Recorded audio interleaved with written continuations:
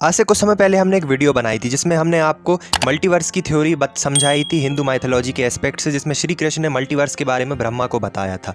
पर ऋग्वेद में मल्टीवर्स का क्रिएशन, यूनिवर्स का क्रिएशन इतने अच्छे तरीके से दिया गया है जिसे समझाने के लिए हमें एक लॉन्ग वीडियो की ज़रूरत थी, तो हम आज वो आपके सामने लेके आए हैं। पर उससे पहले हम आपकी एक कन्फ्यूजन बताना चाहेंगे। बहुत से लोगों का ऐसा मानना है कि हिंदू धर्म मिथ है क्योंकि इसमें ब्रह्मा का अलग क्रिएशन बताया, किसी पुराण में विष्णु जी पहले आए, किसी पुराण में शिव जी पहले आए, किसी पुराण में ब्रह्मा जी पहले आए।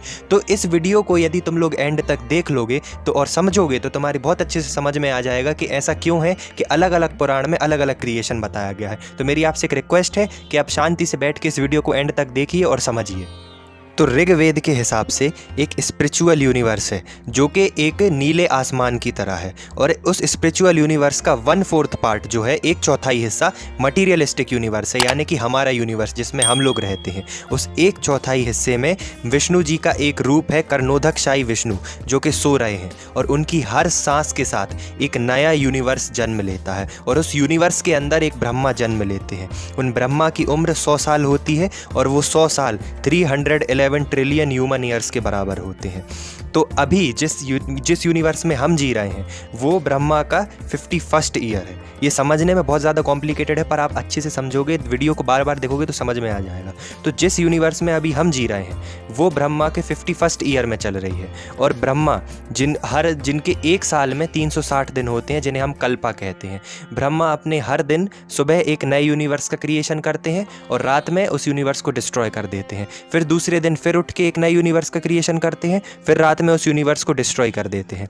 तो अब ध्यान से समझना, विष्णु जी हैं जो सो रहे हैं, उनकी हर सांस के साथ एक नए यूनिवर्स का क्रिएशन हो रहा है। उस एक यूनिवर्स के अंदर एक ब्रह्मा है जो 100 साल जीते हैं, जो अपने हर एक साल के हर एक दिन एक यूनिवर्स को बना रहे हैं, डिस्ट्रॉय कर रहे हैं, बना रहे हैं, डिस्ट्रॉय कर रहे हैं, यानी कि क्रिएशन चल रहा है, ख़त्म हो रहा है, चल रहा है, ख़त्म हो रहा है। अब ये कहानी सिर्फ एक यूनिवर्स की है, और विष्णु जी अपनी हर एक नई सांस के साथ एक नए यूनिवर्स को जन्म देते हैं। तो ऐसे अनंत यूनिवर्स हैं इस ब्रह्मांड में। जो एक रामधारी सहज दिनकर जी की एक पोएम थी जिसकी एक लाइन में श्री कृष्ण बोलते हैं, दृगहूँ तो दृश्य कांड देख, मुझमें सारा ब्रह्मांड देख, शतकोटि सूर्य शतकोटि चंद्र, शतकोटि जलित जल सिंधु मंद, शतकोटि विष्णु ब्रह्मा महेश, शतकोटि जिष्णु जलपति गणेश, शतकोटि रुद्र शतकोटि काल, शतकोटि दंड दर लोकपाल। तो शत का मतलब है 100 और कोटि का मतलब है करोड़, यानी कि 100 करोड़ ब्रह्मांड है, 100 करोड़ यूनिवर्सेस हैं, और 100 करोड़ सिर्फ एक नंबर है, असली नंबर किसी को नहीं पता। ऐसे अनंत ब्रह्मांड है, और इसी को मल्टीवर्स कहा जाता है, जो कि ऋग्वेद में बहुत अच्छे तरीके से एक्सप्लेन्ड है। अब सवाल ये आता है, जो लोग उठाते हैं कि किसी पुराण में ब्रह्मा जी को सुप्रीम दिखाया गया है, किसी में विष्णु जी को, किसी में शिव जी को, ऐसा क्यों? तो अभी मैंने आपको बताया कि ब्रह्मा जी हर दिन क्रिएशन करते हैं, उनके हर एक कल्प में हर एक पुराण बैठता है। मतलब अभी जो उनका क्रिएशन चल रहा है वो विष्णु पुराण के हिसाब से है, मतलब अभी के समय में विष्णु जी सुप्रीम है।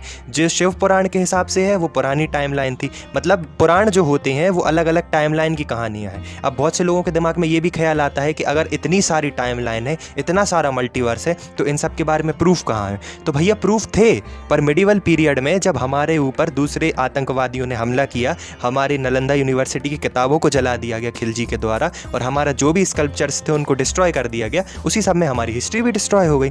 और जो सब बचा है उतना हम आपको बता सकते हैं, पर वो भी कोई सुनना नहीं चाहता। तो हमारे पास अब क्या ऑप्शन बचता कि हम लड़ने चले जाएं? नहीं, हमारे पास जो बचा है हमें उसे जानने की कोशिश करनी चाहिए, और जो डिस्ट्रॉय हो गया है उसे ढूंढने की कोशिश करनी चाहिए। आज की वीडियो में इतना ही। यदि वीडियो अच्छी लगी हो तो लाइक कर दीजिएगा, और इसको ज़्यादा से ज़्यादा शेयर कीजिएगा, जिससे लोगों के दिमाग में जो मिथ चल रहे हैं वो मिथ उनके दिमाग से चले जाएँ। धन्यवाद।